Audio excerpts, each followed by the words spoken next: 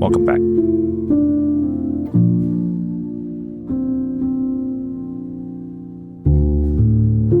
If you found your way here today,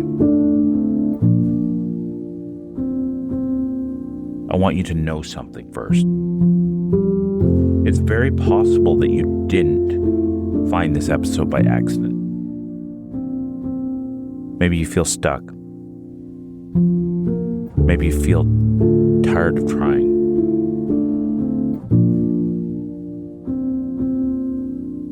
You might feel like you've done everything right and still life hasn't met you halfway.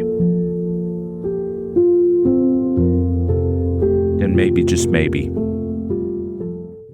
there's a quiet voice inside of you asking, why does it always feel like life is against me?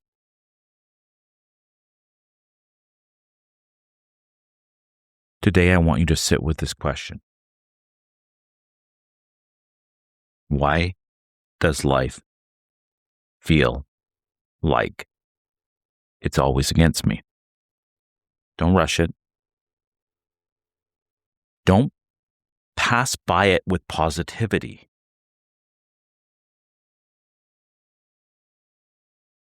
But just gently turn it over and ask something different.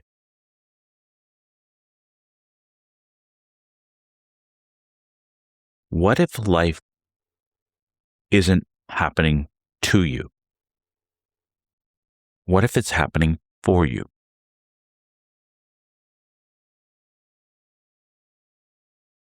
So, stay with me for a second.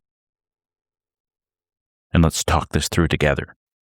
Because this is exactly where I used to be. That life, why doesn't life meet me halfway? Why is it always against me? Why does nothing ever work out? That was my focus. But they say the quality of your life is directly related to the quality of the questions you ask yourself every day. And like, if you want a better life, just ask yourself better questions. What you focus on expands. The more you focus on how things aren't working, the more you see how things aren't working. It's kind of logical in a sense. But since when was being human even remotely logical?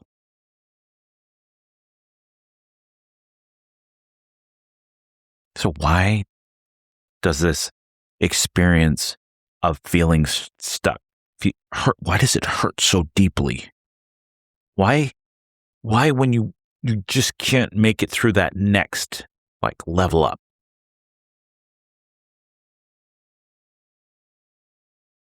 And the truth is, feeling stuck isn't just frustrating, it's painful. Because stuck feels like effort without progress. If you've ever run or come back from an injury, you understand that. It feels like movement without momentum. Yeah, when you're stuck and you're trying. And maybe sometimes it's not physically, maybe it's mentally or emotionally, or just, in a career or whatever, but moving, but you don't have the momentum. Like, you keep on having to try to get started, try to get started, try to get started, try to get started, try to get started. And it never ends up rolling. It feels like screaming into a void that does not answer back. That's beautiful. And when this goes on for long enough, your mind starts creating meaning, because we are literally meaning-making machines. We are going to, everything has to mean something. So we continuously create meaning. But the truth is, we're not doing it intentionally. We're doing it automatically. And the one that's actually creating the meaning of our life is our internal critic, our negative self-dialogue, our ego. That's what's creating meaning.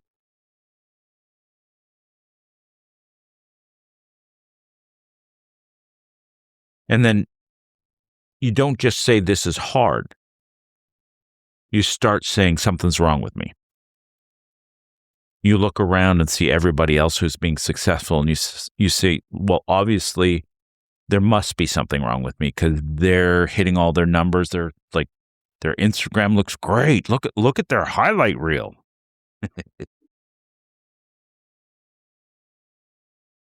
And once the belief that something's wrong with me takes root, every single challenge is going to feel personal.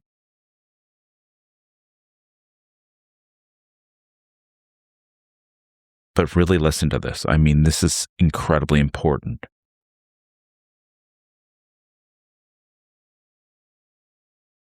Digest every word. Being stuck does not mean you're failing. Being stuck does not mean you're failing. Often it means you're in transition and you haven't learned how to see yet. You haven't seen that transition yet. You're just about there. It's darkest before the dawn. The hardest part of the climb is just before the summit. The episode I released today was around a realization I had because things were getting really tough in all aspects of my life. And my running wasn't going very well. I was concerned about my business slowing down. Just one thing after the other started stacking up on me. I came like present to my mortality because I'm 58 going on 59 this year. So I'm thinking about how much time I have left to get my message out. And I realized as I'm walking to work, moping in all this one day, that it gets hardest just before you level up. And I got excited because it's true. It gets tough just before. It's like just before you're in transition, you're going to feel stuck. Nothing's moving forward. You're not getting there. And then you break through.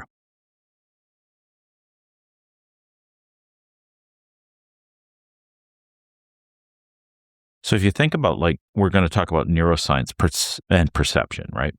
The truth is, and this really matters, is your brain is not designed for joy. Not at all. It's not designed to make you happy. Your internal dialogue, your critic, are not designed to make you happy. They're designed for survival. Your brain is going to constantly scan for threat, danger, problems. That's how we as human beings, this form of human beings, this biped, survived all this time. Is we're hyper vigilant to threat, to fear.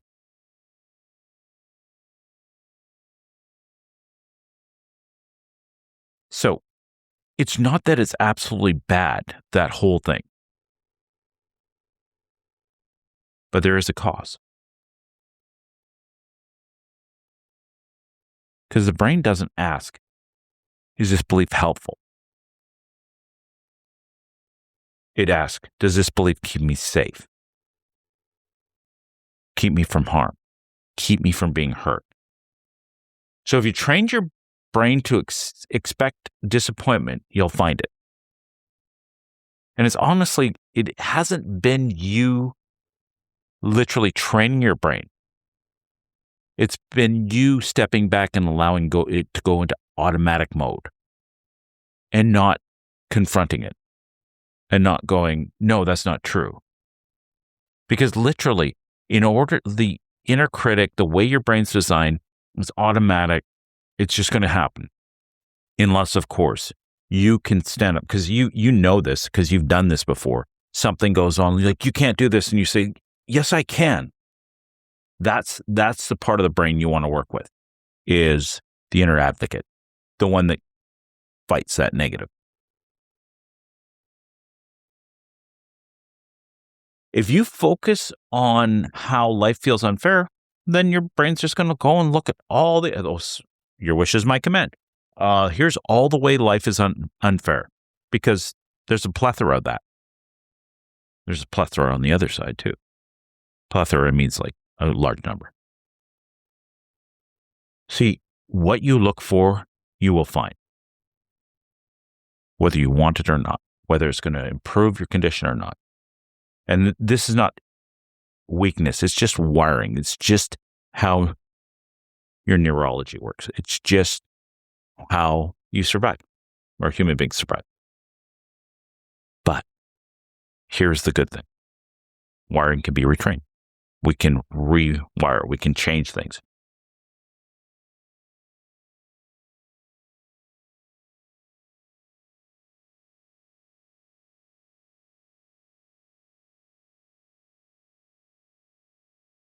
Now, let me tell you some stuff about me. I literally 100% believe, not just a minor belief, but an incredibly strong belief that I was completely unlucky, that I was doomed, that nothing was ever going to work out for me. And that the best I could hope for was to keep my head down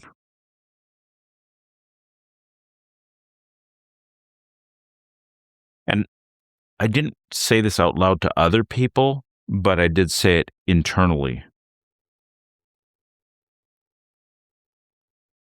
And when things didn't work out, I'm like, of course they didn't. You know, it was so bad that when I was in a relationship, okay, first, when the relationship started, I was shocked when it did start because I was expecting rejection. So I was nervous about that. And when I didn't get rejected, as soon as it started, I was watching for it to end. Because it would. Because who would want to be with me? And worse of that, just like it says, what you seek what you find, like what you seek, you will find. Worse than that, if somebody was really, really interested in me, this bubble up the surface because I felt like, I'm not a great person. I'm not incredible. Like, if somebody thought I was really great, there must be something very wrong with that person. Like, why the hell would they be interested in me? Well, like, what is wrong with you?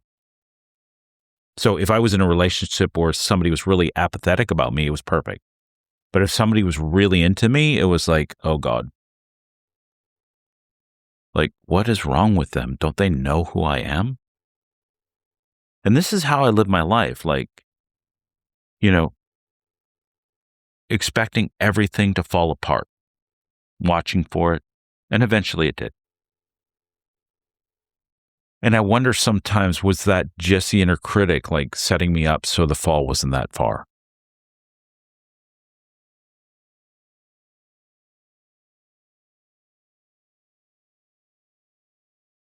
Yeah, when people moved on, it was fine. They weren't going to be there forever, ever. And they weren't meant for me. And I literally always label myself as behind, less than everybody else, bit of a loser.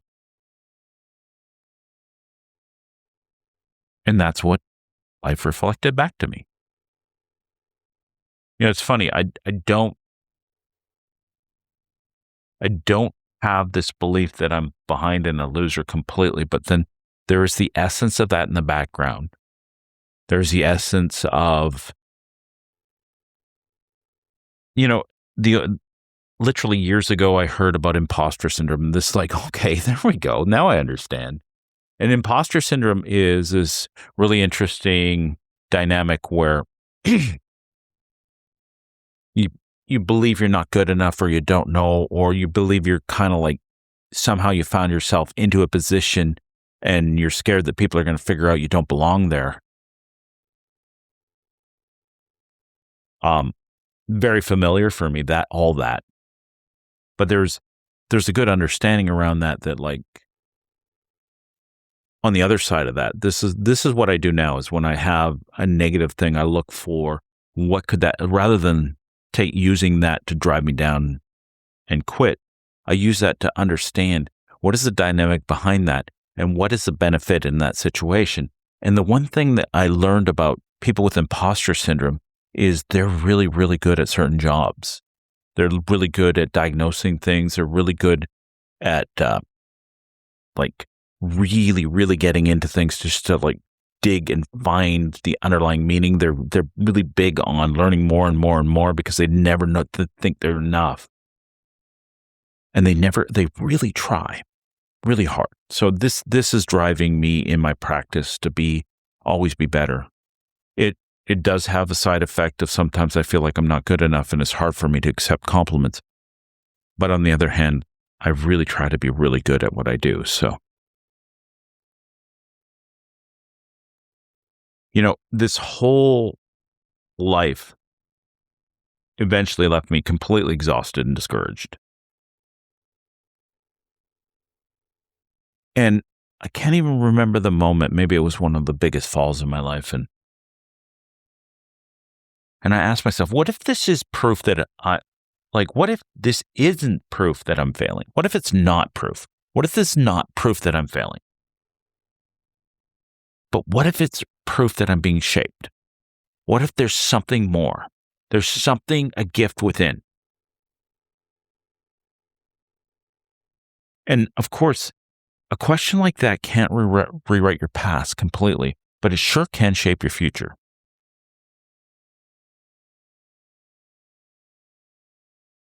There's a reframe that can really change everything. And it's so simple.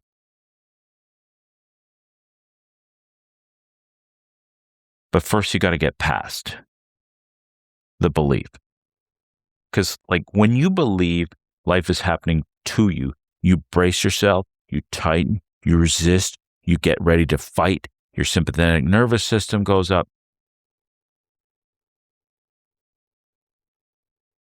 But when you believe life is happening for you, when you just shift a little bit, when you get out of the person, this is all personal, it's happening to me, life is against me. When you shift from life is happening for me, right? Because you cannot create strength in life without having things to overcome.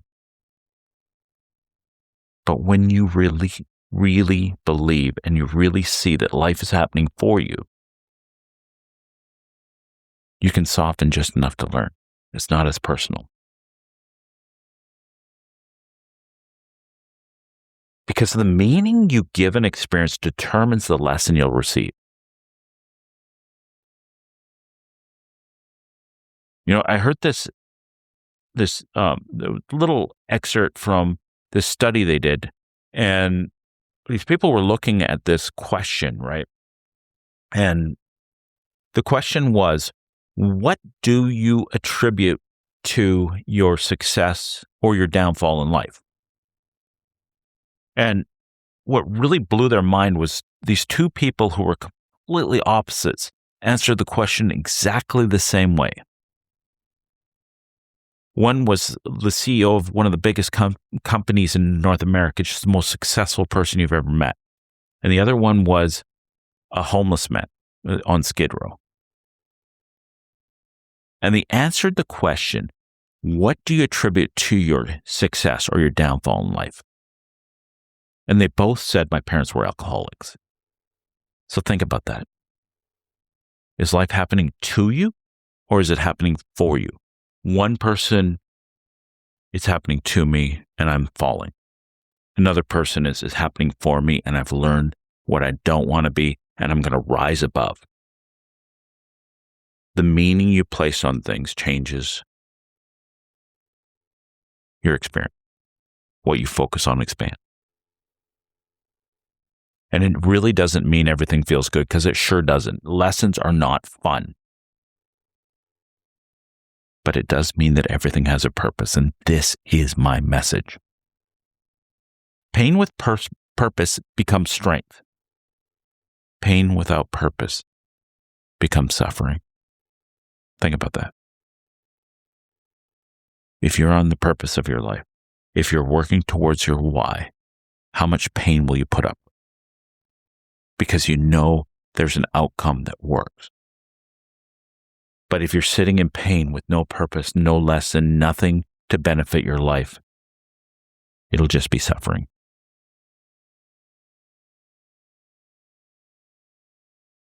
So this is just an idea, and you can go try it or not, and it's totally okay. But I encourage you. Have you ever heard? Okay, so Siddhartha Gautama, the Buddha, that's the recent Buddhist who became enlightened. He had this saying which I really loved. Like somebody, there was a few things that he said that I really, really liked. One was, on his deathbed, they asked him if he's God, and he said, "No, I'm not. I'm awake." But he said this incredible thing, and like, I like this because a lot of people say this is the way, that the truth, the light, and stuff like that. And he said straight up, he says, believe nothing. He said, believe nothing. Believe nothing you hear. Believe nothing you read. Don't believe a word I say until you've tried it for yourself and you have experiential knowledge. So what I say is, imagine there's this new jacket that's supposed to be really great, and you're like, nah, that doesn't work. So what I'd like you to do right now is, so what I'm going to do is I'm going to put the jacket on and I'm going to wear it around a while. So this 3 steps is just this jacket. I'd like you to put it on, wear it for a little while, see how it works. If it doesn't work, you don't have to keep it. If it works, maybe you'll have experiential knowledge you want to try. So the first step, name the story. What is the story you're telling yourself? You know, we all have this big story. Like my story, probably my base story is, I am not important. Not important. And because I'm not important, I will be alone. And that was my choice. That was my compensation for the story of not being important or important enough. So step 1, name the story. Slow down long enough to notice the narrative. Ask yourself, what am I making this mean about me? What am I making this mean about me? Not what happened, but what did I decide? What did I decide this says about who I am? Awareness is where change begins. So for me, I just told you that my big story of life, my massive story, the biggest one, the underlying thing is I'm not important enough. Like, it's like I'm not worthy of love because I'm not important enough. I'm not worthy of success because I'm not important enough. And this came from when I was a very young child. One of my first memories, being in a crib. I'm in a dark room. There's a little slit. You can see light coming through. There's little dust floating through the air. And my mom's sleeping on the couch. And I want attention. And something in that little human being thought, well, hey, you know, if I was important enough, I wouldn't have to cry for it. So I sat there wanting attention. And I didn't want to cry for it because that would prove the only reason I was getting attention was because I was crying, and not because I deserved it, not because I was important enough. And my little decided that that's okay, I'll be alone. And from that moment, the whole of my life was I'm alone. Completely alone. Never connecting. And it's interesting because my mom used to tell me stories about how I was such a great baby. She was like, I never cried. She kind of forgot I was around.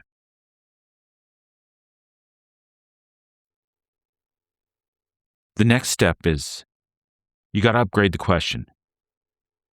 Instead of asking, why does this always happen to me? Try, what is this teaching me? What is this developing in me? Is it patience? Is it boundary? Is it strength? Is it discernment? Life teaches in layers. So what was this trying to teach me when I was a child and through my life being alone and not being connected to people?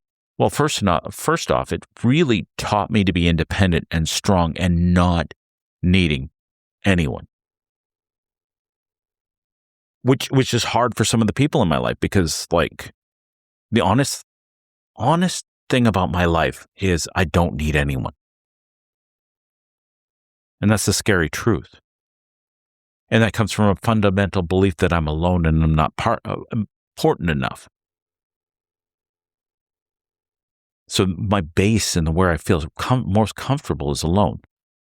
But that doesn't mean I don't have amazing people in my life who I really, really appreciate and I really want in my life. And that is, I think that's the one great thing here is the people I choose to have in my life have something so special in them that I will go against my nature to make sure they're in my life. That's how important they are to me. What else did this? Like I became strong. I can withstand amazing things. What else? What else did it develop in me? This fundamental feeling of being alone and lonely and sad. Developed compassion, empathy, and care. So when I see another human being having a tough go or feeling alone, I'm there 100%, 100% caring.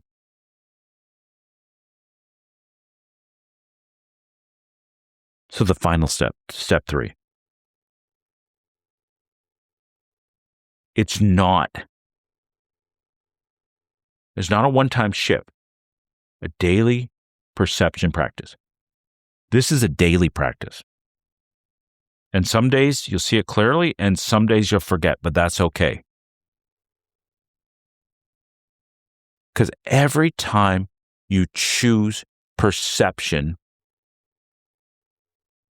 or say awareness over blame, you're rewriting your experience.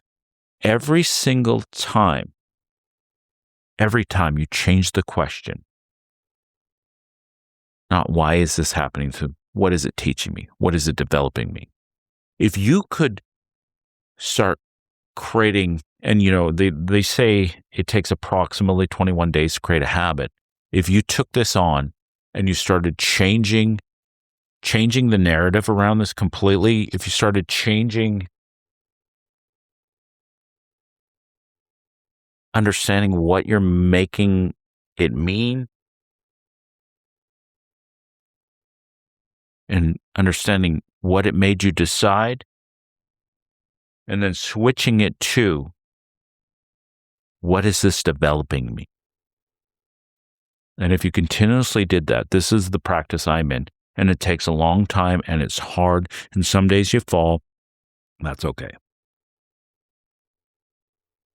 This is how you rewrite your experience of life. So the truth is, let me really, really tell you this. You're not behind. You are not broken, and you are not cursed at all. It's not about that. You're in preparation. Life is teaching you, and it's developing you for your purpose. And sometimes the exact thing that feels like delay, it's probably alignment. And sometimes resistance is redirection. Sometimes the path clears only after you become the one who can walk it. Get that? Sometimes the path clears for you only when you become the one who can walk it. You got to trust the process. You got to be patient, especially when you don't understand it.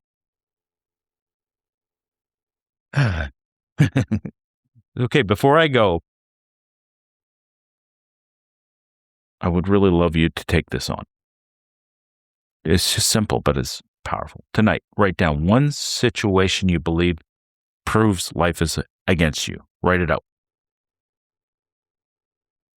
Then ask, if this was happening for me, what would it be shaping? You don't need a full answer. You don't need to be right. You don't need to be perfect. Just what could this be developing in you, shaping in you? So you just need to be willing to look, willing to try, willing to start, willing to build. That's it. You just need to be willing. If you really enjoyed this episode or found something, or you know somebody who could really use this conversation, please send it to them.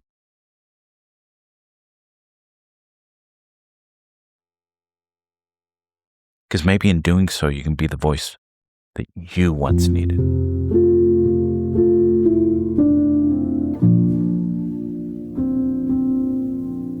Keep on reframing, asking different questions, looking for what things developed, and keep building your own inner advocate.